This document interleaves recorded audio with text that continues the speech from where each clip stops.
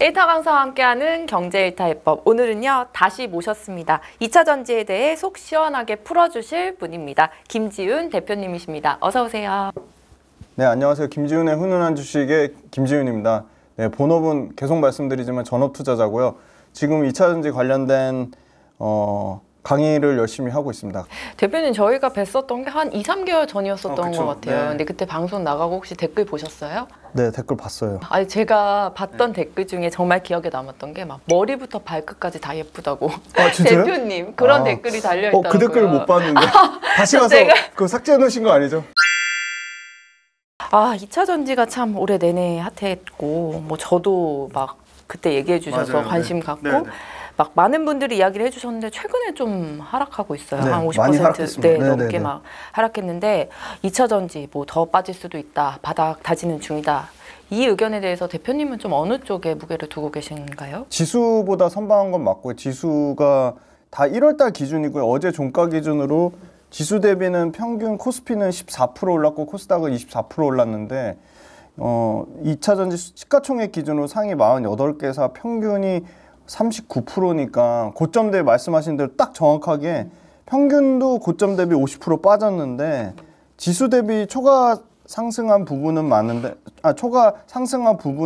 맞은데 아무래도 최근 아주 가파르게 9월 달부터죠. 9, 10, 11월이 3개월 연속으로 많이 빠졌거든요. 대표적으로 역시나 양극재가 가장 좀 양극재하고 원자재 따는 에코프로가 많이 빠졌고 근데 그렇다고 또 양극재하고 그 원자재가 빠졌다고 뭐 음극재나 분리막이나 전액이 또 다 빠진 건 아니고요. 최근에 확실하게 종목별 차별화가 진행되는 것 같고 그러면 2차 전지 관련돼서 가장 크게 원인을 미쳤던 게 뭐 나중에 질문 주시겠지만 크게 세 가지로 꼽자면 이제 앞으로 전기차 수요 둔화에 대한 우려가 있고 리튬 가격 빠지는 거에 대한 우려가 있고 리튬 가격은 이미 빠지고 있는 상황이고 근데 많이 빠졌는데 여기서 더 빠질 거에 대한 우려가 있고 세 번째는 트럼프 당선 때문에 전기차 관련된 이제 그 수혜를 받는 IRA 정책이 막 다 뒤바뀌는 거 아니냐 그 세 가지가 우려가 있는데 그 세 가지 우려가 기본적으로 주가에 상당 부분 많이 반영된 측면이 큰 것 같아요. 왜냐면 그 실적 추정이 가능한 그 전 밸류 체인이 다 50% 이상 빠졌기 때문에 여기서 더 빠질 수는 있지만 확률적으로 더 빠질 확률보다는 올라갈 확률이 높지 않을까 그렇게 보고 있고 2차 전지란 타이틀을 단 기업들이 전부 다 어떻게 보면 2차 전지라는 타이틀에 걸맞춰서 올라갔다면 굉장히 좀 더 극심하게 이제 차별화돼서 종목별로 그 종목별 차별화 현상이 굉장히 심화될 것 같고 이 얘기를 하면 또 불편하게 생각하실 수도 있겠지만 뭐 올해 에코프로의 해였다면 내년에는 아무래도 에코프로보다는 다른 뭐 포스코라든지 다른 쪽 밸류체인이 훨씬 저는 포스코가 아주 강력하게 유력하다고 보고 있는데 에코프로는 좀 쉽지 않겠다. 그거는 이제 나중에 이유를 말씀드리겠지만 그 종목별 차별화되는 거에 그럼 가장 핵심은 뭘까? 그걸 딱 뭐 한 글자로 요약하자면 결국은 2차 전지는 굉장히 그 자본집약적 투자 산업입니다. 그러면 자본집약적 투자 산업이 하려면 회사의 현금 흐름이 좋아야 되거든요. 그래서 재무 구조가 탄탄한 그룹으로 치면 그런 측면으로 봐도 압도적으로 포스코 그룹이 가장 좋고 에코프로 그룹이 나쁘다기보다는 재무 구조상으로 에코프로와 포스코 그룹은 상당히 큰 격차가 있습니다. 그건 뭐 부인할 수 없는 거고요. 물론 에코프로도 이제 대기업 집단에 들어갔지만 포스코 그룹이 아마 가장 앞으로 계속적인 캐펙스 투자를 하기에는 가장 좀 안정적으로 이 사실은 밸류체인을 끌고 가지 않을까 그런 측면이 있고요. 두 번째로 안정적인 그룹은 뭐 말할 것도 없이 당연히 LG그룹입니다. 그래서 LG그룹의 LG에너지솔루션, LG화학이 주가는 상당히 부진했지만 LG에너지솔루션 같은 경우는 고점에서 32% 빠졌고 LG화학 같은 경우는 연초 대비로도 거의 20% 가까이 17% 정도 빠졌거든요. 그래서 LG화학 관련돼서 뷰는 변한 게 전혀 없고요. 어떻게 보면 에코프로 BM보다 최근 1년 동안은 부진했지만 내년은 LG화학이 에코프로 BM보다 어떻게 보면 더 좋은 긍정적인 흐름이 나올 수도 있지 않겠나. 에코프로 포스코 그룹 얘기를 해주셔서 이 얘기 먼저 질문 드려볼게요. 포스코 그룹, 뭐 에코프로 그룹 다 이제 내년 그러면 좀 실적 흐름이 어떻게 될 것으로 보시는지 그 얘기 먼저 한번 해볼게요. 네, 일단 에코프로 그룹 자체도 포스코 그룹도 역시나 실적은 성장합니다. 일단 양극재 단에서 먼저 실적으로 보면 그 에코프로 BM은 내년 내후년 평균적으로 그러니까 지금 리튬 가격 빠진 것까지 감안해서 평균 대략 35% 정도 매출 늘어날 거라고 보는데 이 네이버 금융에 있는 컨센서스는 당장 그 최근에 발표된 삼성 SDI 계약이 포함이 안 된 것 같아요. 그러면 실적 추정치는 충분히 저는 에코프로비엠 같은 경우는 30%대가 아니라 45에서 최대 55%까지는 실적 성장이 가능성이 있다고 보고 있고요. 내년 내후년 평균치입니다. 아무래도 내년보다는 내후년에 실적 추정치가 더 올라갑니다. 왜냐하면 그 삼성 SDI 계약은 그 사람들이 생각하는 거는 야 44조 받았으니까 똑같이 5년 계약이니까 8조 8천억씩 똑같이 5년 양분돼서 생각하는데 그건 전혀 아니고요. 24년 1월 1일부터 28년까지인데 24, 25, 26보다 27, 28이 훨씬 더 매출이 크게 반영이 됩니다. 그래서 그 부분이 아마 에코프로비엠 실적에 상당히 업사이드 되는 요인인 건 분명한데 당장 생각하는 것처럼 매년 8조가 꽂히는 구조는 전혀 아니다라고 말씀드리고요.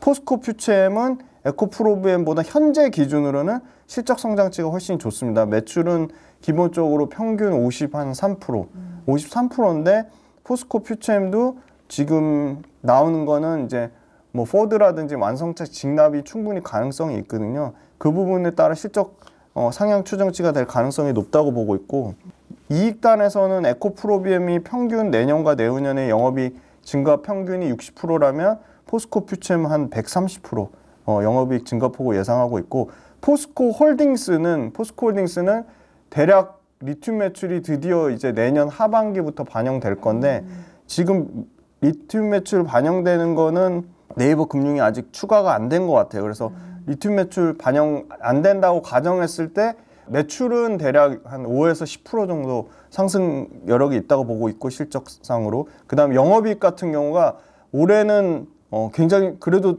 다른 2차전지 밸류체인보다 훨씬 포스코 홀딩스 자체가 이익에 되게 선방했거든요. 그래서 이 컨센서스 하회하지도 않고 이 컨센서스에 딱 부합하는 수준으로 나왔고 근데 그럼에도 불구하고 올해 실적 그렇게 많이 안 깨졌음에도 불구하고 내년에 이익단에서는 한 15% 정도 상승할 것으로 예상하고 내후년에도 대략 또 역시 15% 정도 그래서 평균 2년치가 영업이익이 한 15% 이상 상승할 거라고 보고 있고 에코프로는 매출단에서는 평균 30% 이상 성장을 예상하고 있고 이익단에서도 역시 40% 정도 내년 24년, 25년 상승할 것으로 보고 있어서 포스코 그룹, 에코프로 그룹 중에 매출 이익 모두 뭐 압도적으로 많이 성장할 거로 예상되는 거는 역시 포스코 퓨처엠이라고 말씀드렸습니다. 포스코에 대한 투자자들의 사랑이 엄청나고 지금 대표님 말씀을 들어보니까 에코프로보다는 포스코가 좀 더 그래도 가능성이 있고 에코프로가 조금은 쉽지 않고 그렇다면 포스코에 대한 그렇게 투자자들의 사랑이 이렇게 넘치는 이유가 좀 궁금하고 에코프로가 좀 상승하려면 조금 어떤 조건이 좀 뒷받침이 되어야 할까요? 이제 에코프로는 거의 100%가 다 전기차의 매출이 잡혀 있는 회사고 포스코가 이제 전기차 매출이 잡히려면 리튬인데 리튬 매출이 당장 이제 내년 하반기부터 잡힌다고 하고 리튬 관련된 이제 필바라 리튬 솔루션 광석, 스포드민 광석 그 리튬이 드디어 이제 11월 달부터 양산을 시작한 거죠. 이제 스타트 끄는 거죠. 그럼 실제 그거 매출 반영되는 거는 내년에 반영이 될 거고 그런데 이제 그 리튬에 대한 거를 리튬 하는 이유는 양극재나 뭐 음극재나 배터리 핵심 4대 소재랑은 비교도 안 되게 엄청난 영업 마진을 자랑한다는 거죠. 그러니까 에비타 마진이 호주 광석 리튬은 대략 35에서 55%, 그 다음에 그 아르헨티나 염호에서 하는 거는 80%, 뭐 75에서 85%. 마진율 자체가 양극재하고는 게임이 안 되는 거죠. 양극재는 이제 엄청나게 생산성을 개선하고 단결정 양극재를 개발하고 차세대 양극재라고 하는 망가니치를 개발하면 대략 양극재가 지금 5에서 6% 마진 나오는데 정상적인 마진 기준으로 그게 2배 올라가도 10%거든요. 근데 10% 마진인데 55% 평균 마진은 게임이 안 되는 거죠. 그래서 포스코에 대한 일단 이익의 레버리지에 대한 기대감이 너무 큰 거고, 포스코는 전기차 수요가 둔화가 되지 않든 안정적으로 캐시카우인 포스코 철강에서 나온 매출이 그냥 기본적으로 대략 82조에서 85조가 꽂히는 구조거든요. 82조, 85조에 에비타 마진 한 10%만 잡아도 8조 5천억이고, 뭐 영업이익으로 환산하면 대략 5조에서 6조 정도거든요. 그러니까 마진율 자체는 워낙 떨어지긴 한데 매출이 85조에 5조에서 6조 영업이익이 그냥 안정적으로 꽂히는 구조니까 포스코에 대한 훨씬 그 실적 안정성에 대한 기대감은 당연히 높은 거고, 포스코는 에코프로 그룹으로 치면 에코프로 그룹의 주가가 급반등이 나올 때 그 2차전지 관련된 매출이 이제 막 폭증하기 시작할 때 에코프로 그룹이 급반등이 나온 거거든요. 에코프로 그룹이 2차전지 매출과 이익이 정점 찍을 때 에코프로가 올라간 게 아니고 2차전지 관련된 매출이 폭풍 성장해서 늘어날 거야 할 때 올라갔거든요. 그 에코프로 그룹 2차전지 늘어나는 그 초창기 모습을 포스코가 딱 담고 있거든요. 근데 차이는 포스코는 이미 철강이라는 안정된 매출을 갖고 있으면서 스타트를 끊는 거고, 에코프로는 안정된 매출도 없는 상태에서 2차전지 매출이 늘어난다는 가정으로 한 거니까 훨씬 포스코 그룹이 안정성이 보장된 상태에서 2차전지 매출이 드라마틱하게 늘어나는 거고, 거기다가 이제 리튬에 대한 가치가 점점 더 철저하게, 리튬도 원자재이기 때문에 수요와 공급인데 그 막 공급이 엄청나게 많이 늘어나는 것처럼 돼 있지만 실제 공급이 늘어나는 거는 이 중국의 저가 업체들의 리튬을 가공하는 수요가 늘어나는 거지, 리튬을 생산하는 데는 굉장히 귀하거든요. 왜냐면 칠레도 그렇고 지금 굉장히 경제적으로 어려운 그 리튬 삼각지대 중에 아르헨티나만 그 리튬을 상업 생산 프로젝트를 막 와서 다른 나라 보고 와서 하라고 한 상태고, 칠레라든지 볼리비아는 싹 다 막아놨거든요. 그래서 리튬 공급을 그렇게 막 드라마틱하게 늘어날 수가 없어요. 리튬을 생산하는 업체보다 가공하는 업체가 늘어나는 거지, 직접적으로 포스코홀딩스처럼 리튬을 생산하는 업체는 그 부가가치가 소위 말하는 그거에 대한 밸류가 더 당연히 귀하기 때문에 철저하게 이것도 수요 공급 측면에서 올라갈 수밖에 없다. 그래서 포스코홀딩스는 에코프로의 초창기 모습을 띠고 있으면서 안정적인 캐시카우를 갖고 있고, 2차전지 관련된 그 매출 중에서는 가장 압도적으로 영업 마진을 자랑하는 리튬이 본격적으로 생산될 거기 때문에 포스코에 대한 기대감이 가장 높은 거고, 가장 어떻게 보면 포스코는 예전에 포항제철 시절 때부터 오래된 투자자들에 대한 신뢰도가 높고 국민기업이라고 할 정도로, 그래서 굉장히 인기가 많은 것 같습니다. 리튬에 대한 기대감 이야기를 해주셨는데 오히려 지금 리튬 가격이 많이 하락했고 내년에는 뭐 더 내린다더라, 막 이런 기사들이 막 나오더라고요. 이게 뭐 중국의 눈속임이다 뭐 이런 이야기도 있고, 기업들이 조금 어떻게 대응하고 있는지 궁금한데. 사실 리튬을 소재로 쓰는 양극재 업체들한테는 생존의 문제거든요. 그래서 굉장히 좋은 질문 주셨는데 기업마다 좀 차이가 있는데, 되게 재미난 거는 이제 제일 먼저 코스모 신소재 같은 경우는 수주를 23년도 하반기부터 받기 시작해서 22년 말부터 줄기차게 떨어졌던 리튬 가격의 피해를 상대적으로 수주를 늦게 받음으로써 거의 안 받은 측면이 있고요. 리튬이라는 거는 계속 악성재고를 계속 쌓아놓지는 않죠. 어떻게든 소진을 하는 거죠. 그래서 악성 재고 자체가 없기 때문에 코스모 신소재는 타격을 제일 덜 받았고, 말씀 주신 대로 포스코 퓨처엠이나 에코프로비엠은 상당히 타격을 많이 받았는데, 저는 눈여겨봐야 될 거는 포스코 퓨처엠만 단결정 양극재를 하는 건 아닙니다. 다 합니다. 양극재 5대 천왕, 에코프로비엠, 뭐 포스코 퓨처엠, LG와 그다음에 LNF, 코스모 신소재 다 하는데 가장 빠르게 올해 3월 달부터 상용화를 했어요. 그리고 실제 그게 매출에 당장 반영을 시켜서 올해 1분기 때 그 단결정 양극재 매출 전체 포지션 기준으로 1분기에 한 15%가 나왔고, 2분기 때 20%가 넘게 나왔고, 3분기 때 41%까지 비중을 확대를 한 거죠. 그 말은 무슨 말이냐면 단결정 양극재 자체가 다결정 양극재보다 에너지 밀도도 뛰어나고 수명에 대한 안정성도 좋은 측면도 있지만, 단결정 양극재를 생산하면서 양극재 업체들은 리튬 가격도 있지만 생산성, 그 다음에 제조 과정의 효율성, 가동률 이게 사활이 걸려 있거든요. 그게 무슨 말이냐면 생산 원가를 절감함으로써도 영업 마진을 좋게 올릴 수가 있거든요. 그래서 이 양극재 업체들 뿐만이 아니라 모든 전기차 밸류체인이 사실은 굉장히 이게 생산성에 대한 문제가 죽고 사는 문제, 생산 원가 절감하는 게 죽고 사는 문제인데 이 단결정 양극재를 양산함으로써 포스코 퓨처엠이 누릴 수 있는 생산 원가 절감이 대략 6에서 11%가 되는 거죠.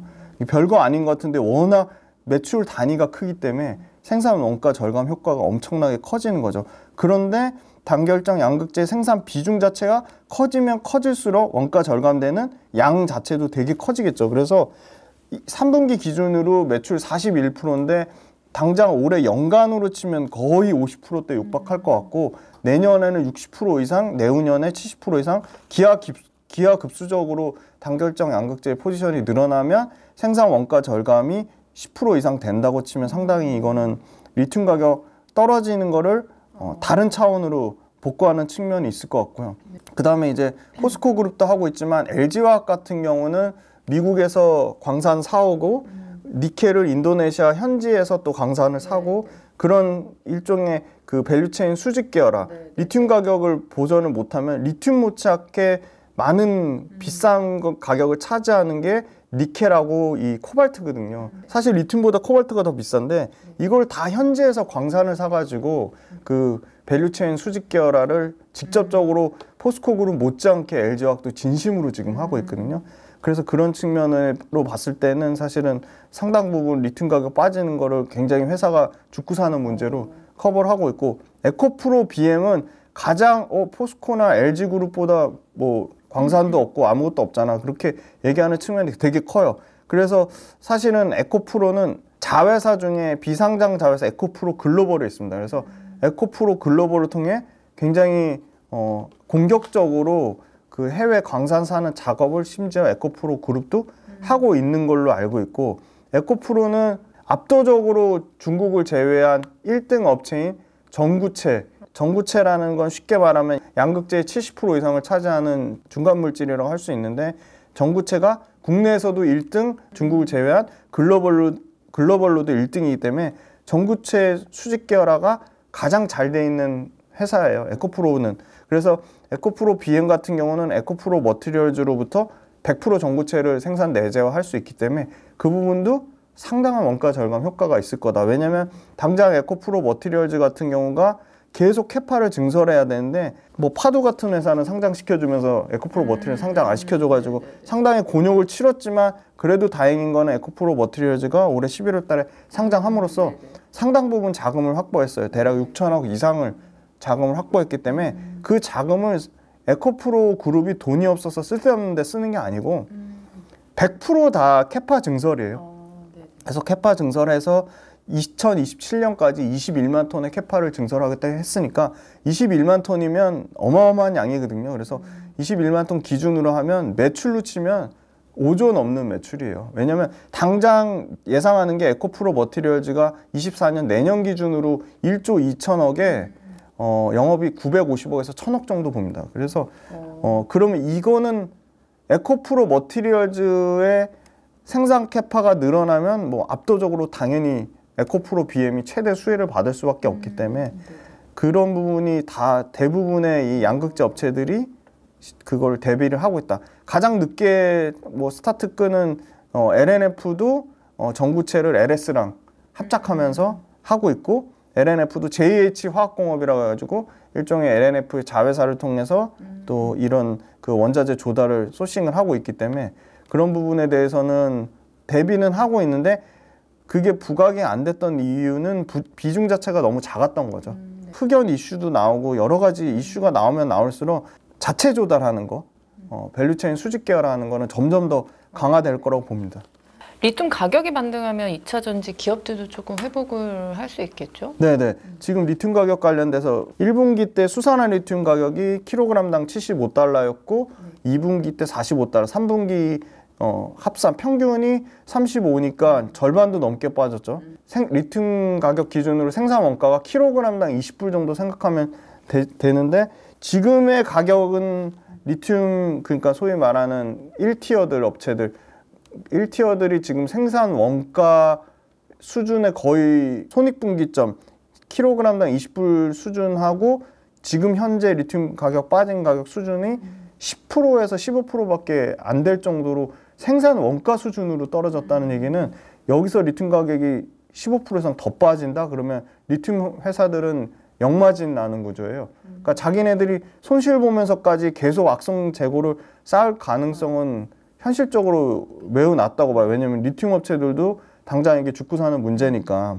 근데 두 가지 포인트가 있는데 리튬 가격을 사실은 그 리튬 업체들은 포스코처럼 직접 염호에서 생산하거나 광석으로 생산하는 업체들은 일종의 리튬으로 탐욕을 부릴 수 있는 상황인 거예요. 왜냐하면 자기네들이 이제 악성 재고를 떨고 여기서 조금만 리튬 가격 반등이 나오면 그 마진을 온전히 엄청난 마진으로 돌려받기 때문에 리튬 생산 업체 자체가 독점 구조거든요.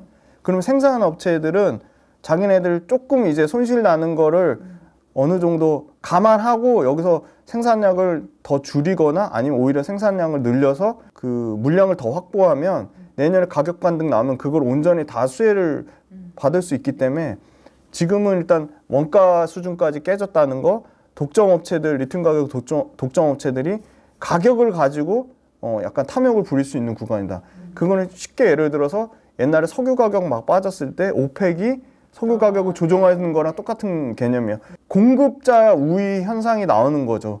공급을 더 타이트하게 조절하면 수요가 조금만 반등 나와도 가격은 급등하는 상황이 나오는 것처럼 그 정도 가격까지 빠졌다고 보고 있기 때문에 그 부분 리튬 가격 올라가면 양극재 업체들은 당연히 마진을 좋아질 수밖에 없는 상황인 거고 리튬의 압도적인 1등 업체가 미국의 엘바말이고 2등이 칠레 SQM인데 뭐 이분들 얘기하는 게 가장 애널리스트가 얘기하는 것보다는 훨씬 신뢰도가 높겠죠. 그래서 엘바말 CEO가 내년 2분기에 우리 영업이익이 정상화될 거다. 그렇게 실제 밝힌 측면이 있는 걸 봤을 때 리튬 가격 빠지는 게 이제 더 이상은 좀 안정화되지 않을까. 그거를 리튬 업체들도 인지를 하고 그런 부분을 언급한 것 같아요. 2분기 수익성 정상화 측면을 언급을 실제 했습니다. 그래서 그 부분 관련돼서는 내년 상반기에 좀 회복이 되지 않을까 보고 있습니다. 장기적으로 사실 2차 전지 섹터 자체가 좀 매력적이라고 생각을 해왔는데 IRA 인플레이션 감축법이 사실은 2차 전지 이제 업황의 변수로 꼽히고 있어요. 그 문제에 대해서 조금 대표님 어떻게 보실까요? 이제 트럼프가 당선되면 IRA 법안을 이제 뭐 전면 폐기할 거다. 근데 그거는 일단 현실적으로 어렵다고 보고 있고요. IRA 법안 관련돼서 일단 꼭 반드시 알아둬야 될 것부터 먼저 말씀드리면 자 24년도에는 부품이 당장 적용이 되는 거고요. 25년도에는 이제 핵심 광물이 적용되는 건데 부품에 해당되는 거는 전해액하고 분리막이 대표적이고요. 셀 모듈도 그 대표적으로 해당되는 겁니다. 25년도에 해당되는 거는 우리로 치면 이제 양극재, 음극재, 그다음에 이제 그 리튬인데요. 이란 그리고 러시아, 그다음에 북한, 중국 4개국 정부로부터 소유를 받거나 통제를 받거나 지시를 받는 기업을 FEOC라고 합니다. 그런데 이 FEOC에 해당되는 기업으로부터 자원 조달을 받거나 부품을 조달받거나 그쪽에 있는 공장으로부터 생산되는 거는 100% 다 보조금이 다 없어지는 거거든요. 예를 들어 그런 거죠. 테슬라하고 CATL, 포드하고 CATL이 우리는 지분도 테슬라가 100% 들고 있고 우리는 지분도 포드가 100% 들고 있어. 중국은 기술 이전만 했어. 심지어 공장도 미국에 지었어. 그래도 그 안에 들어가는 당장 내년에 전해액이나 분리막을 중국산을 쓸 경우에는 보조금을 못 받는 거예요. 그럼 3,750불을 당장 보조금 축소받는 거죠. 그러면 미국에 들어오는 테슬라의 6%에서 20%가 CATL 배터리를 썼는데 CATL 배터리에 들어가는 분리막이나 전해액이 중국산이면 테슬라는 보조금을 못 받는 거죠. 그래서 당장 지금 테슬라의 일부 그 차종이 보조금을 못 받아요. 그러니까 테슬라 입장에서는 CATL 배터리를 아무리 미국에 공장 짓고 해도 쓸 가능성이 매우 낮아진 거죠. 그래서 그 부분이 파나소닉이나 LG엔솔로 90%, 100%가 다 바뀌지 않을까. 당장 우리나라는 첫 번째가 에코프로 그룹이랑 SK온이랑 중국의 거린메이라고 있거든요. 이제 그 세 개 합작이 새만금에 공장 짓는 게 있어요. 근데 거린메이 지분이 49%니까 거의 50% 되니까 그 지분을 당장 25%까지 낮추지 않으면 우리도 SK온이 받는 보조금이 그냥 날아가는 거예요. 그리고 포스코 퓨처앤 포스코 홀딩스도 화유 코발트나 이 거린메이랑 합작하는 게 있거든요. 그 부분도 다 지분율이 포스코 홀딩스 같은 경우는 그 지분율이 80% 되는 게 있거든요.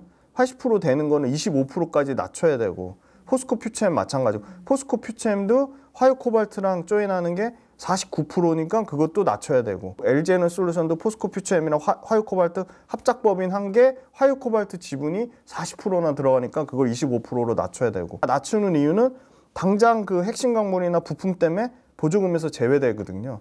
그래서 그 부분은 당장 우리나라 업체가 수혜를 받을 거라고 보고 있고 트럼프가 될지 안 될지는 모르겠지만 트럼프가 된다고 가정해도 IRA 법안 자체의 가장 핵심 기준은 중국 같은 이제 그 우려 외국인 집단에 대한 이익을 최대한 배제하는 거기 때문에 바이든보다 더 중국을 극심하게 싫어하는 게 트럼프거든요. 그래서 그 IRA 법안의 가장 중요한 그 원천적인 그 근본 이유를 트럼프가 모르진 않을 거다 그런 측면이 있고 IRA 수혜를 받는 전기차 산업이 반도체 못지않는 산업으로 커졌기 때문에 그 엄청나게 커진 산업을 통해서 미국이 받는 수혜가 있거든요. 그거를 간과할 수 없다고 봅니다. 그리고 IRA 수혜를 받는 전기차 업체 포함해서 뭐 탄소 포집 업체들 그다음에 친환경 관련된 뭐 신재생 업체들이 밝힌 거는 우리는 공화당 민주당 상관없이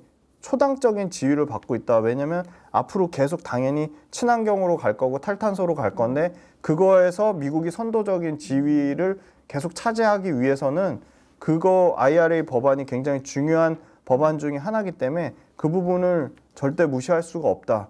그렇게 그 실제 IRA 법안의 수혜를 받는 기업들에서 밝힌 측면이 있어서 그 부분 관련돼서는 일부 수정 변경될 수는 있어도 삭제할 수는 없다고 보고 있고요. 만약에 수정 변경되면 저는 그 위험한 건 그거로 봅니다. IRA 법안 자체가 위험한 게 아니라 전기차 업체들이 IRA 법안 때문에 전기차를 생산하는 거를 강제시키는 효과가 있거든요. 일정 몇 프로 비율 이상 생산 그리고 몇 프로 비율 이상 휘발유차를 줄여 그게 있는데 그 부분을 만약에 트럼프가 수정하거나 변경할 경우에는 전기차 업체들에 대한 강제성이 떨어지면 전기차 업체 입장에서는 전기차가 지금 아주 소위 말하는 치명적인 약점이 돈을 못 벌고 있어요. 전기차 업체들이 적자인 회사도 있고 그래서 전기차 관련된 적자인 회사들 입장에서는 안 하겠다는 게 아니라 늦추는 거죠.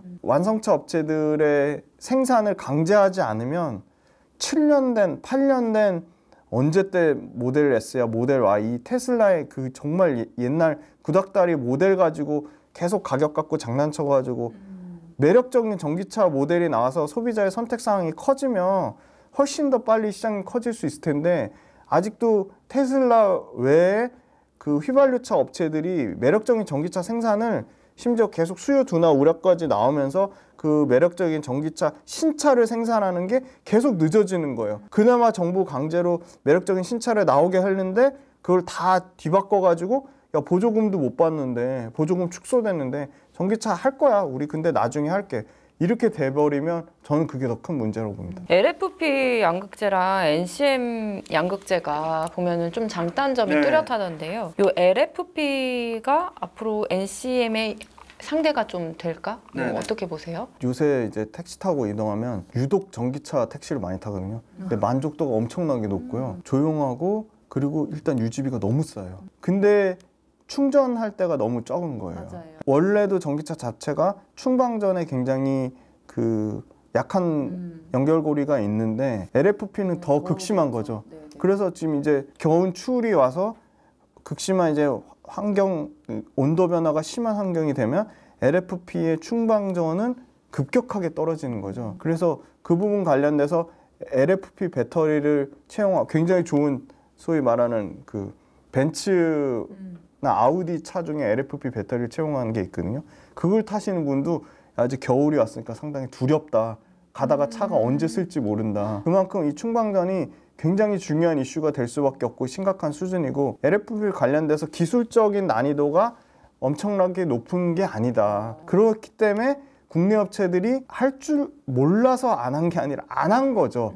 하이니켈 양극재가 훨씬 매력적이라고 생각했기 때문에 안 한 거였는데 중국 업체들이 너무 이제 LFP 하니까 완성차 업체들이 중국 거를 쓰다가 국내 배터리 업체들한테 야 너네 LFP 배터리 만들 수 있잖아. 야 우리가 중국 거보다는 너네 거 품질을 믿을 수 있으니까 조금 더 비싸게 살 수 있으니까 10% 15% 비싸도 LFP 배터리 만들어줘 해서 LG엔솔이 25년도부터 ESS 에너지 저장 장치랑 자동차용까지 전기차용까지 양산하겠다고 했고요. SK온이랑 삼성 SDI도 이미 시제품 다 내놓고 시제품을 심지어 그 배터리 관련된 그 전시회나 이런 데서 발표를 다 했잖아요. 그리고 테슬라가 LFP를 많이 써서 굉장히 LFP가 마치 엄청 중요한 것처럼 시장이 굉장히 잘못되게 와전이 됐는데 일론 머스크가 보통 사람이 아니잖아요. 진짜 LFP가 앞으로 엄청나게 커지고 LFP가 너무 중요하다 생각이 들었으면 일론 머스크는 지금 4680 배터리랑 건식 공정에 목숨을 걸고 있거든요. 그것처럼 LFP 배터리 자체 개발에 아마 목숨을 걸었을 겁니다. 근데 중국이란 시장이 너무 크니까 전기차 시장이 현재 지금 미국은 이제 막 미친 듯이 폭풍 성장하고 있고 미국을 뺀 중국이 압도적으로 큰 시장이니까 1등 시장이니까 중국이 잘 보여야 되니까 중국의 CATL 거 LFP 배터리 갖다 많이 쓴 거예요. BYD랑. 근데 일단 북미에서 LFP 배터리 이제 못 쓰게 됐죠. 그리고 유럽에서 많이 써야 되는데 유럽은 LFP 전체 침투율 자체가 크지가 않아요. 3% 정도에 3.2%에 10월달 데이터 기준으로 폭풍 성장해가지고 막 40%, 30% 가야지 앞으로 LFP가 엄청나게 늘어날 거라고 봐야 되는데 그러긴 너무 쉽지 않다. 너무 어렵다. 그리고 LFP를 대체할 차세대 배터리가 없으면 모르겠는데 LFP를 배태할 망간의 비중을 높이는 배터리가 당장 또 25년에 대거 쏟아져 나옵니다. 그래서 LFP는 계속 비중이 줄어들지 않을까. 이게 전기차가 친환경인데 LFP는 자원 재활용이 안 돼서 치명적이에요. 3원계 배터리는 리튬도 재활용되고 망간, 코발트, 니켈 다 재활용되기 때문에 앞으로 5년 정도 지나면 폐배터리가 쏟아져 나올 건데 LFP 배터리는 재활용할 수가 없어요. 재활용하면 오히려 역마진이니까 그래서 LFP 배터리는 급격하게 줄어들 거고 그 자리를 상당 부분 그 뭐 망간리치라든지 하이망간이라고 하는 차세대 양극재 또는 아니면 그 NMX라고 해가지고 니켈 망간의 새로운 뭐 알루미늄이라든지 4원계 배터리가 지금 3원계인데 NMXA라고 해가지고 4원계 배터리가 차지할 가능성이 매우 높다고 보고 있습니다. 전기차 시장은 앞으로 조금 어떻게 좀 흘러갈 것으로 예상하세요? 이게 성장률이 둔화되는 거지 성장이 꺾인 게 아니에요. 마치 성장을 못하는 것처럼 얘기하는데 굉장히 중요한 게 성장은 여전히 견조한데 성장률은 약간 둔화되는 거고 일종의 과도기인 것 같아요. 엔트리 모델이 있고 볼륨 모델이 있고 하이엔드가 있는데 볼륨 모델이 실제 엄청나게 늘어나야 되는 거죠. 그러려면 싼 전기차가 많이 나와야 되는 거죠. 그래서 싼 전기차가 마치 싼 전기차는 모두 LFP 배터리를 써야지만 싼 전기차가 나오는 것처럼 생각하는데 그건 전혀 아니고 전기차 자체의 생산성을 절감하거나 생산 원가를 줄이거나 전기차 자체를 배터리를 싸게 하면 전기차가 싸질 수밖에 없는 거죠. 왜냐면 전기차의 40%가 배터리니까. 배터리 가격이 많을 때는 200이 넘었는데 지금 150까지 떨어졌고 내년 기준으로는 120까지 떨어지거든요. 차 가격으로 말씀드리면 미국의 휘발유차의 평균 가격이 대략 47,000불이에요. 근데 전기차 가격이 급격하게 물론 테슬라가 가격 갖고 장난질 친 것도 있지만 전체 미국의 평균 전기차 가격 자체가 많이 다운이 돼서 5만 불 수준까지 떨어졌어요. 그러면 47,000불 대 5만 불이면 10% 20% 안짝이거든요. 근데 배터리 가격이 더 떨어진다고 보거든요. 그러면 미국의 평균 휘발유차 가격 대 전기차 가격이 동일해지면 그러면 전기차는 훨씬 더 매력적으로 되지 않을까. 그런데다가 전기차 자체의 생산성도 올라갈 거라고 보고 있거든요. 그래서 아마 전기차 가격 자체가 매력적인 수준으로 올 거라고 보고 있고, 만약에 올해 23년도가 GM의 해였다면 내년도는 스텔란티스랑 일본 차인 도요타, 혼다의 해가 되지 않을까. 도요타는 하이브리드를 상당히 굉장히 많이 키웠는데 전기차에 지금 약 72조를 투자했거든요. 그거를 당장 LG 에너지 솔루션하고 LG화학이 수주를 받으면서 첫 스타트를 끊었고요. 스텔란티스 같은 경우는 내년에 투자를 하나도 줄이지 않겠다고 했고, 그거보다 더 아주 고무적인 거는 스텔란티스에서 신차를 내년 기준으로 10개 이상 신차를 만들겠다고 했거든요. 그 말은 무슨 말이냐면 소비자가 전기차 신차를 통해서 선택의 폭이 넓어지는 거죠. 현대차도 굉장히 글로벌로 잘하고 있거든요. 욕은 엄청 먹고 있지만 전기차 시장에서 북미하고 유럽에서 잘하고 있어요. 그 이유는 3위권 밖으로 크게 안 떨어져요. 북미도 그렇고 유럽도 그렇고. 근데 현대기아차 생산량이든 투자 금액이든 줄이지 않겠다고 했어요. 현대기아차도 무시 못할 전기차 플레이어거든요. 그리고 남은 하이엔드 플레이어 중에 하나가 BMW입니다. 근데 고가차는 적게 팔아도 엄청나게 마진을 많이 남기거든요. 볼보, BMW도 고가 차종은 이 생산 그거 캐파를 줄이지 않고 신차를 양산하겠다고 했거든요. 그래서 모든 완성차 업체들이 다 신차를 연기하고 줄이겠다고 한 건 아니고 GM이랑 포드 정도가 대표적인 업체인데, 포드는 재미난 건 그 F150 라이트닝이라고 픽업 트럭, 그게 우리 뭐 적자야. 심지어 포드는 2달 정도 일시적으로 생산 가동을 중단했거든요. 근데 11월 달 데이터, 가장 최신 데이터에 나온 거에 보면 전년 대비는 50% 넘게 성장했고요. 전 월 대비 20% 성장했어요. 전 월 대비가 굉장히 어렵거든요. 근데 전월 대비 20% 성장하면서 11월 달에 4,400대를 팔았는데 엄청 엄살 부렸는데 역대 최대 월 판매를 기록을 한 거예요. 픽업 트럭이.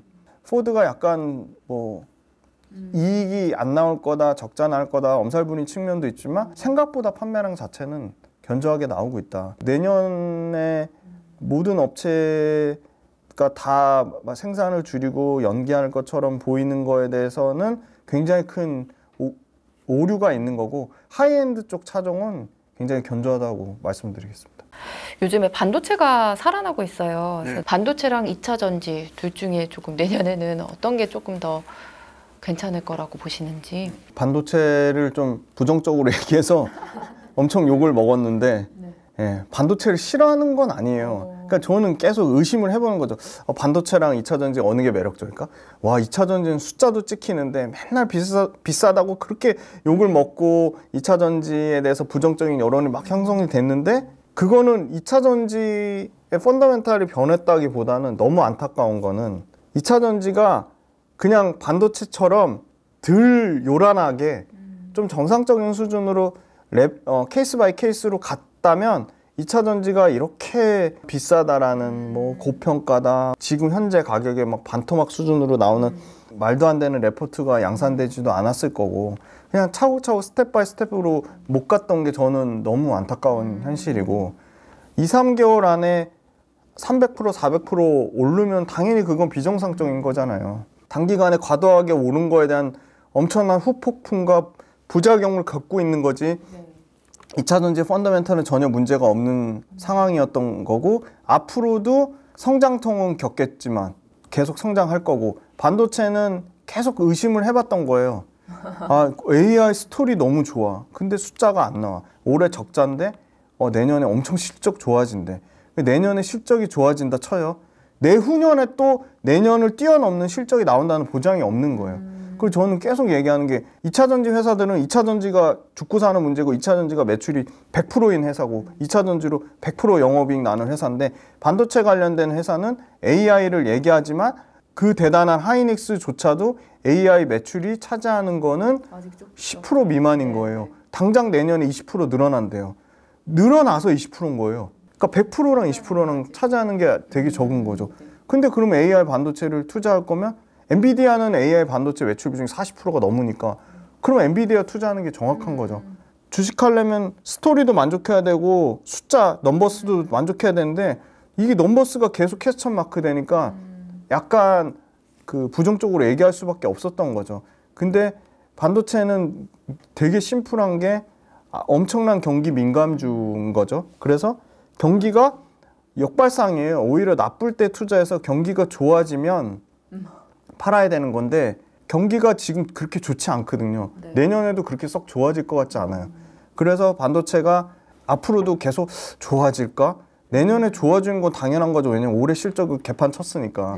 네. 내년에 좋아질 건데 그럼 내후년에도 좋아져야지 계속 믿고 투자하는데 좋아지지 않을 거라고 보는데 그 반도체를 투자하시는 분들, 개인 투자자 말고 기관 투자자분들, 그 다음에 뭐 외국인 투자자분들의 굉장히 재미난 얘기를 들은 거예요. 야, 반도체 실적 안 나오는 거 누가 몰라? 우리 다 알고 있어. 근데 반도체는 이제는 기술의 변화가 생기는 거고 반도체는 공급망의 변화가 생기는 거고 그 기술의 변화와 공급망의 변화는 단순히 숫자를 뛰어넘는 그 이상이 있다는 거예요.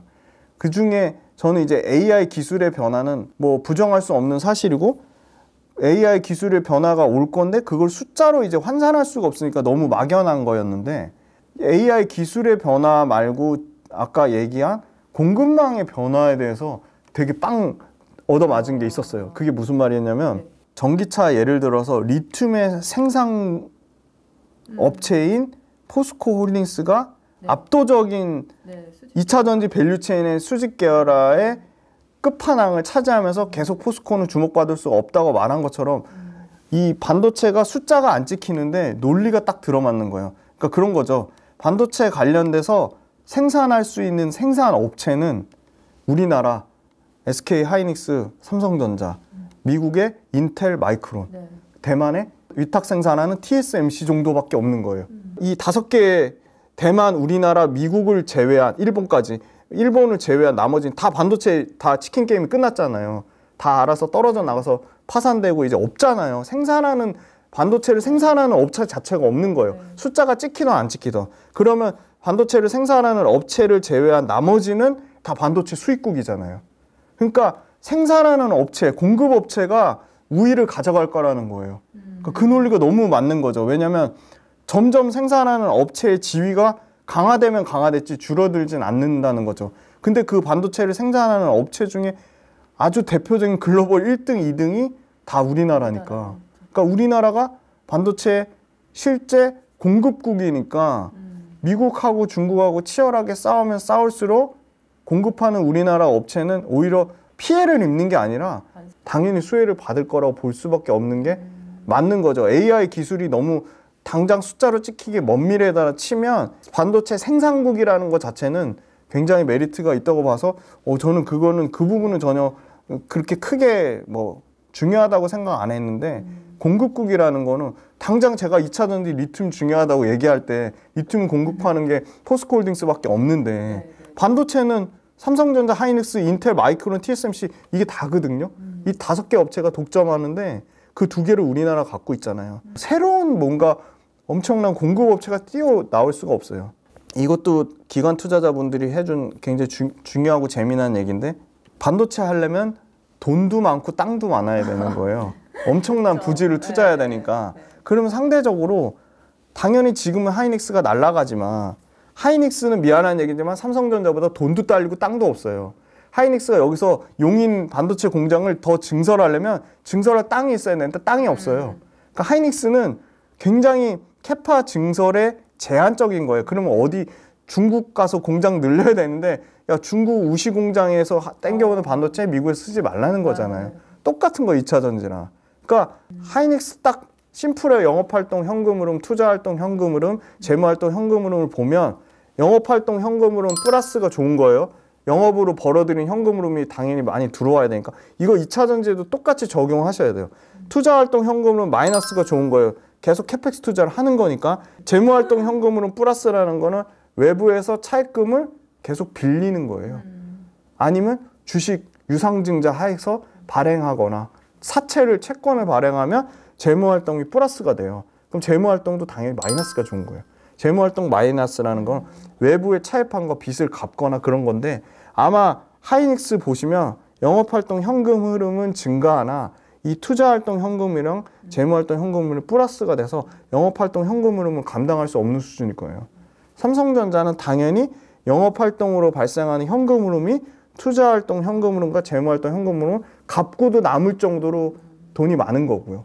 그러면 앞으로 AI를 위해서 굉장히 공격적으로 캐펙스 투자를 해야 된다고 치면 하이닉스는 굉장히 불리한 거죠. 그래서 결론적으로 얘기하면 반도체 쪽에는 삼성전자 밸류체인이 전혀 주목을 못 받았지만 앞으로는 삼성전자 밸류체인이 주목을 받을 수밖에 없다고 보고 있고, AI 관련돼서 뭔가 수혜주를 찾고 싶으면 저는 당연히 직접적으로 비싸더라도 엔비디아를 투자하는 게 맞다고 보고 있거든요. 엔비디아 PR이 하이닉스랑 비교해서 별로 차이가 안 나요. PR 기준으로 30배거든요. 밸류에이션을 보면 하이닉스 24년 밸류가 대략 17배거든요. 근데 엔비디아가 30배면 엔비디아가 엄청 비싼 것 같죠. 근데 저는 엔비디아가 엄청 비싼 건 아닌 것 같아요. 그렇다고 하이닉스가 싼 건 아닌 것 같고요. 그리고 매출과 이익 증가폭이 하이닉스랑 게임이 안 돼요. 엔비디아랑 보면. 그래서 AI 수혜주를 찾으려면 엔비디아를 직접 투자하는 게 맞는 것 같고, 엔비디아라고 계속 올라가는 게 아니거든요. 계속 엔비디아도 조정을 주거든요. 그렇게 보고 있고, 소재 부품 장비 중에 장비가 소위 말하는 하이닉스 수혜주라고 해가지고 한미반도체 이런 회사들이 엄청나게 올라갔거든요. 네, 그래서 어떻게 보면 장비가 굉장히 아웃퍼폼 했는데 그 장비 업체들 말고 소재 부품 업체들한테 저는 오히려 내년에 기회가 되고 있다고 보고 있거든요. 그래서 소재 부품 업체들 중에 소모품이 있거든요. 뭐 원익 QNC나 하나 머티리얼즈나 뭐 솔브레인이나 이런 회사들은 이 전공정 후공정 상관없이 계속 소모품처럼 쓰는 그걸 소재나 부품을 만드는 회사거든요. 그래서 그런 그 소재 업체들 관련돼서 그 하이닉스 밸류체인 장비 업체들한테 가려진 업체들이 오히려 저는 내년에 상당히 수혜를 볼 거라고 그렇게 보고 있고요. 반도체 업체들이 그 감산, 삼성전자도 감산 안 할 줄 알았는데 감산했잖아요. 그래서 그 감산한 효과 때문에 가격이 안정화 국면이 올 거라 보고 있어요. 그래서 메모리 반도체는 업계 확인한 거는 내년 1분기 정도면 이제 가격이 반등 나올 거라고 보고 있어요. 그래서 가격 반등까지 나오면 재고는 굉장히 빠르게 줄었기 때문에 이제 가격 반등까지 나오면 굉장히 반도체가 드라마틱하게 크게 그 두 가지 재고랑 가격인데 이 두 가지가 해결되면 반도체 업체는 뭐 상당히 좋은 구간이라고 보고 있기 때문에 좋은 구간인데 가격까지 오르는 거 확인하면 너무 늦다. 그것도 일부 맞는 논리예요. 그래서 본인의 논리가 중요한데 저는 그래도 가격까지 올라가 조금 비싸게 사더라도 가격까지 올랐다는 건 업황이 완전 턴어라운드 됐다는 거니까. 최근에 조금 그렇죠. 메모리 반도체랑 올랐어요. 가격이 조금 올라가고 있죠. 디램이랑 낸드랑 다시 오르는 추세예요. 디램하고 낸드 가격 확실하게 올라가는 게 안정적으로 오르는 추세가 지속되는 걸 확인하시면 그러면 반도체는 숫자 측면에서도 확인이 된다고 보고 있습니다. 2차 전지가 사실 단기전보다는 장기전으로 봐야 된다. 저도 이 얘기를 참 많은 분들이 이야기를 해주셔서 저도 그렇게 보고 있긴 한데, 그럼에도 이제 또 성탄절이 다가오면 산타랠리를 기대하는 어떤 심리들이 있잖아요. 2차 전지 뭐 이제 뭐 12월부터 해서 내년 상반기 흐름 한번 짚어주시고요. 앞에서 아까 살짝 언급을 해주시다 지나갔는데 에코프로머티랑 에코프로비엠도 한번 다 같이 짚어주세요. 산타랠리가 뭐 올지 안 올지는 잘 모르겠는데 2차 전지 내년 상반기는 솔직히 쉽진 않을 것 같아요. 근데 항상 주가에 진짜 재미난 거는 선반영이라는 게 있거든요. 하반기에 당연히 리튬 가격도 정상화되는 수준으로 올라갈 거고, 하반기에 아까 말씀드린 스텔란티스를 포함한 뭐 BMW 하이엔드 차종 신차 모델이 나오면은 전기차 수요에 대한 다시금 그 회복되는 수요도 있을 겁니다. 그리고 배터리 가격이 떨어지면 배터리 가격 떨어지는 부분에 있어서 휘발유차와 전기차의 가격의 그 그리드 페리티 구간이 도래하니까 전기차가 가격적인 메리트가 또 생기면 전기차는 어찌됐건 간에 선택의 문제에서 상당히 확대되는 측면도 있을 거다. 그런데 상반기는 왜 안 좋을 거라고 보냐면, 일단은 그 리튬 가격이 회복되지 않는 측면이 있고 1분기까지는 회복이 안 되고 2분기부터 앨범 아래서 정상화한다고 했으니까 선반영되지 않는다고 치면 내년 상반기까지는 일단 기본적으로 전기차 업체 실적이 안 좋은 거죠. 그리고 그 전기차 업체가 가면 다른 업종, 반도체라든지 AI라든지 로봇이 좀 부진하고요. AI나 로봇이 가면 전기차가 부진하고 그런 측면이 있거든요. 굉장히 전기차 가는 거를 다른 업종 투자하시는 분들이 좀 약간 비이성적인 시장 상황이에요. 불편해하세요. 상반기에 전기차가 가려면 반도체도 죽고 AI도 죽고 로봇도 죽을 것 같은 죽어야 되는데 상반기까지는 AI도 좋고 로봇도 좋고 반도체도 계속 좋을 가능성이 높다고 봐요. 이 연속성이 지금 하반기에 지금 반도체 굉장히 좋은 상황이거든요. 주가도. 그리고 AI나 로봇도 좋은 상황이고 주식은 철저하게 수요와 공급인데 2차 전지는 주구장창 줄창 팔고 있고요. 반도체나 AI는 기관이나 외국인이 열심히 펌프질해서 계속 좋은 호재 내면서 계속 가격을 올리고 있고요. 그 단기간의 효과가 최소한 내년 상반기까지는 좀 이어지지 않을까 보고 있고 아까 말씀 안 드린 것 중에 하나가 요 표에 그 공매도 관련돼서 포스코홀딩스가 12월 7일자 기준 이렇게 3일 전 거 잔고로 치면 140만 주.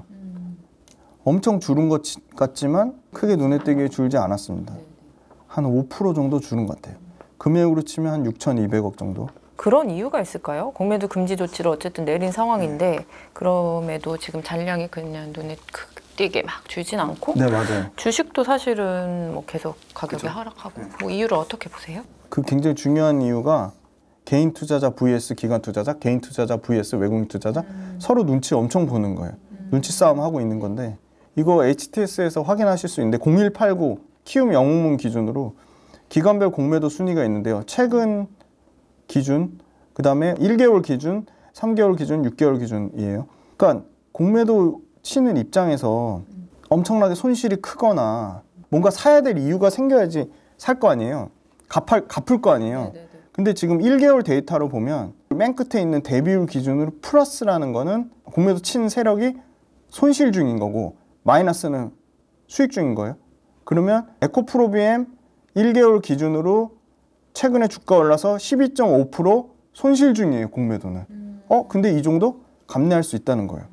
포스코홀딩스 0.75% 공매도 수익 중이에요. 팔 이유가 전혀 없는 거죠. 포스코퓨처엠 6.26% 손실 중이에요. 이 정도 감내할 수 있다는 거예요. 에코프로 5.1% 수익 중이에요. 팔 이유가 전혀 없죠. LG엔솔 1.82% 수익 중이에요. 팔 이유가 없는 거예요. 더 긴 호흡으로 보면 3개월 봐도 에코프로 BM만 손실 중이에요. 31%. 근데 그것조차도 아까 에코프로 BM 데이터 말씀 안 드렸는데 1조 6천억 잔고 쌓여 있고요.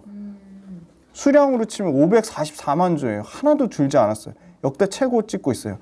이거 에코프로 BM 최근에 주가 좀 올라가지만 언제든 떨어질 거다. 그렇게 생각하고 있는 거예요. 3개월 데이터 중에 포스코홀딩스, 에코프로 모두 마이너스라는 얘기는 포스코홀딩스, 에코프로 모두 3개월 기준으로도 공매도 세력은 수익 중이라는 거예요. 심지어 에코프로 18% 수익 중이니까 공매 치는 수량을 더 늘리면 늘렸지 줄일 이유가 하등 없는 거죠. 6개월 데이터로 보면요. 에코프로 BM만 손실 중인 거예요. 그러니까 에코프로 BM은 요새 기간에 순매수가 나와요. 에코프로 BM만. 조금 갖고 있어요. 포스코홀딩스랑 에코프로나 LG엔솔, 포스코퓨처엠 다 두 자릿수 이상이에요.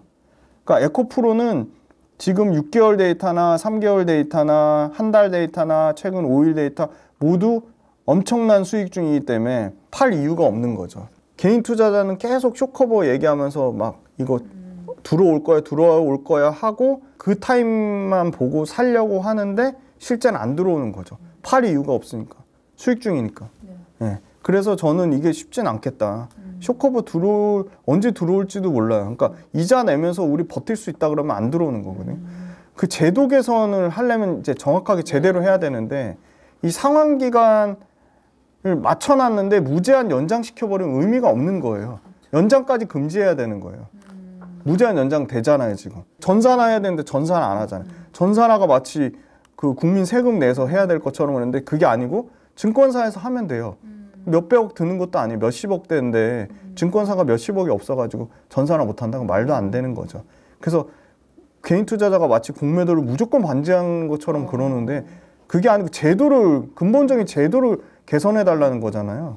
아, 그 얘기도 있잖아요. 왜 시장의 유동성 공급 조성자를 일부 허용했는데 에코프로나 포스코나 에코프로 BM이나 포스코 퓨처엠은 거래가 워낙 활발하기 때문에 유동성 공급자 그것도 사실 그 이슈에서 해당이 안 되는 거예요. 근데 뭐 유동성 공급자가 마치 공매도에 금지하는 거가 마치 문제가 되는 것처럼 그렇게 잘못 이슈를 만들어내고 있는데 팩트는 그게 전혀 아닌 거죠. 그래서 이 2차 전지가 상반기까지 엄청나게 이 쇼커버링이 들어올 것처럼 해서 2차 전지가 반등 나올 것처럼 기대는 하고 있지만 그건 쉽지 않을 것 같다. 그러니까 치열한 눈치 싸움에서 기관 외국인은 아직까지는 물러설 생각이 없다. 예, 그게 핵심인 것 같고, 그러면 2차 전지 말고 반도체나 AI 로봇을 갖고 있는 분들이 사실 이쪽으로 건너가야 되는데 그럴 가능성이 2차 전지에 대해서 워낙 부정적인 뉴스가 쏟아지다 보니까 AI 로봇 갖고 있는 분들이 팔고 2차 전지로 갈아타기가 너무 무서운 측면이 있는 것 같아요.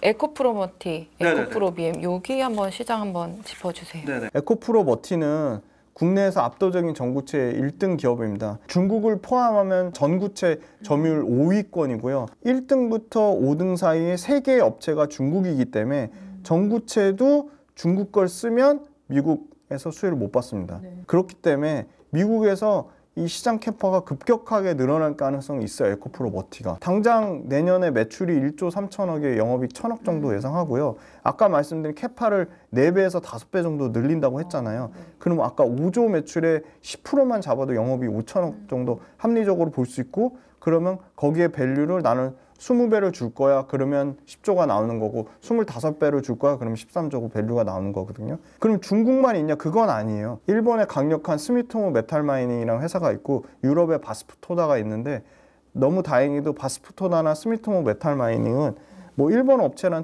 특징 때문에 그런 건지 이 회사의 구조적인 문제가 있는 건지는 모르겠지만 굉장히 보수적으로 증설을 계획하고 있어요. 그래서 이 스미토모 메탈마이닝이 주춤한 사이에 에코프로 머티리얼즈는 상장으로 받은 6천억 이상의 자금으로 굉장히 공격적으로 투자를 하고 있고, 그 부분이 저는 당연히 수혜를 받을 거라 보고 있고요. 에코프로 머티리얼즈가 최근 단기간에 올랐던 건 딱 하나예요. 전체적인 전기차 시장 분위기가 너무 안 좋다 보니까 공모 가격 자체가 너무 쌌던 거예요. 공모가 최하단 가격으로 됐고요.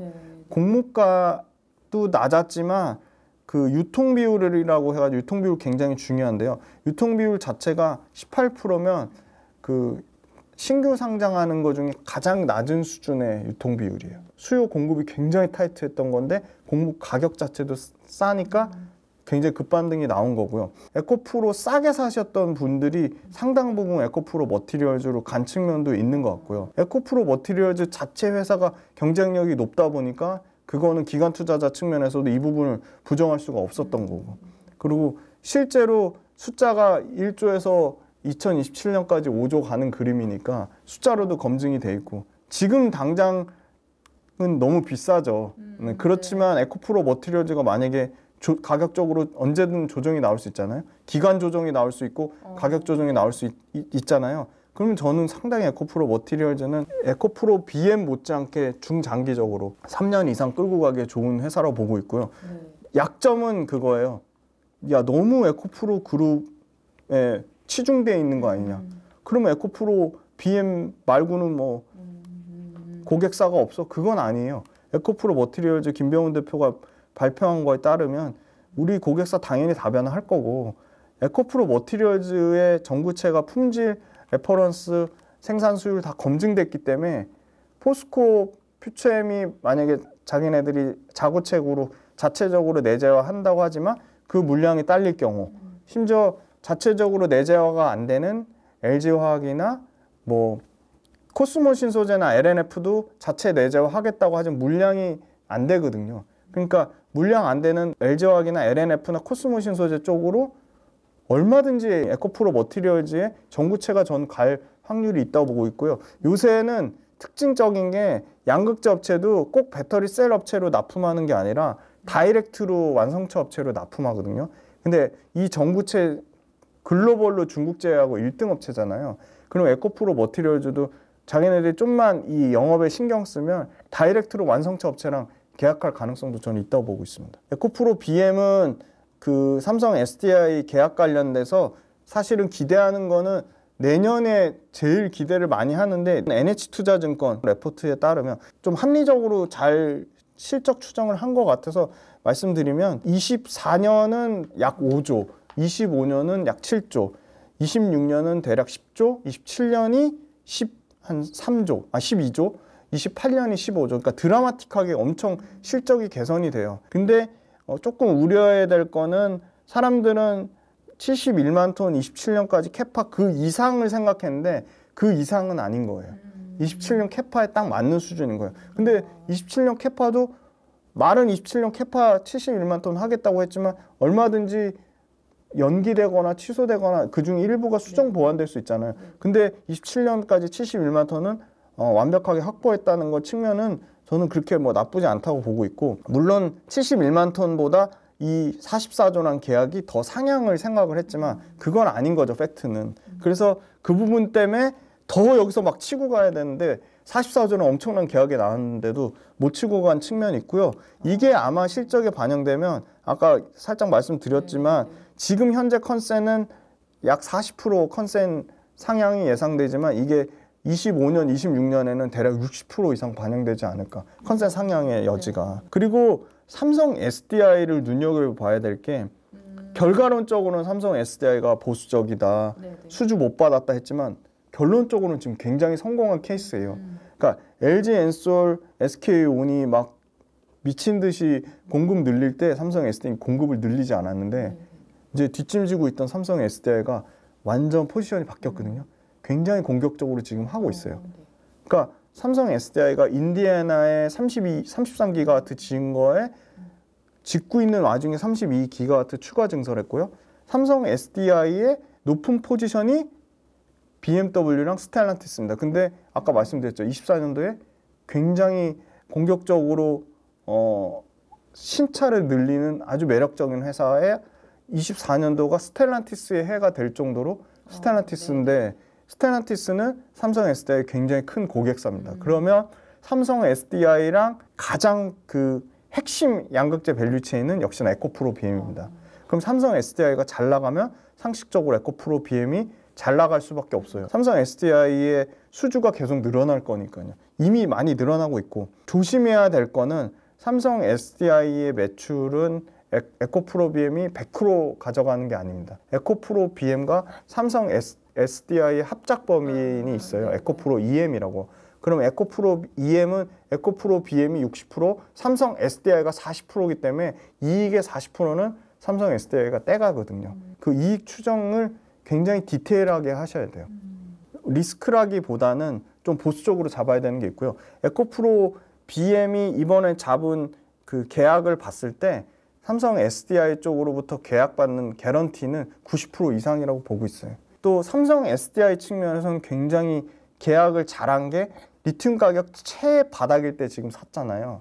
그러면 그 얘기는 삼성 SDI는 굉장히 싸게 계약을 맺었지만 에코프로 BM 측면으로는 리튬 가격 조금만 올라가도 44조 계약이 아니라 47조, 50조 상향 여지는 분명히 있다고 보고 있습니다. 그래서 에코프로 BM은 지금 상황에서 밸류에이션은 저는 비싼 건 아닌데 삼성 SDI보다 먼저 훨씬 기대를 많이 했던 건 LG 엔솔과의 계약이 있거든요. 그래서 여기서 더 치고 가려면 LG 엔솔 계약이 나오거나 삼성 SDI발 추가 계약이 나와야지 더 조금 그 탄력적으로 갈 수 있다. 그렇게 보고 있어서 에코프로 BM이나 에코프로 머티리얼즈 중에는 저는 비싸도 에코프로 머티리얼즈가 좀 더 매력적인 것 같아요. 고점에서 지금 포스코나 에코프로 BM에 물린 분들이 많으시잖아요. 근데 이럴 때가 또 옥석을 진짜 가리는 시기가 아닌가 싶기도 하거든요. 2차 전지 투자를 고민하는 투자자들에게 옥석 가리기 지금 한 2주씩 정말 괜찮다.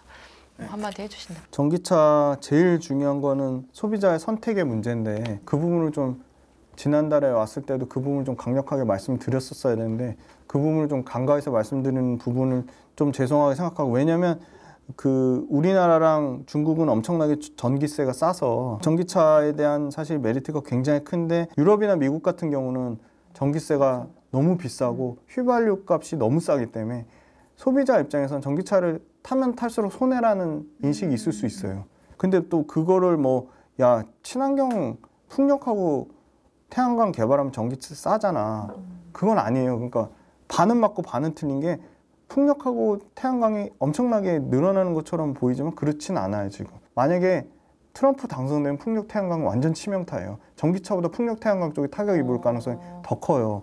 그래서 풍력 태양광이 급격하게 늘어나야지 전기세를 좀 떨어뜨릴 수 있는데 그렇진 않은 상황이거든요. 그러면은 소비자의 선택을 강제해야 돼요. 그래서 완성차 업체들이 휘발유차를 2030년부터 생산을 안 하고 전기차만 생산하면 우리나라처럼 대중교통이 잘 돼 있지 않잖아요. 북미도 그렇고 유럽도 그렇고. 북미나 유럽이 우리나라처럼 땅이 좁지 않잖아요. 엄청나게 넓잖아요. 걸어 다닐 거 아니잖아요. 그럼 엄청난 택시비를 들여서 택시 타고 다닐 거 아니잖아요. 결국은 차 몰고 다닐 건데 선택의 폭이 없어지면 결국은 저는 전기차 선택할 거라고 봐요.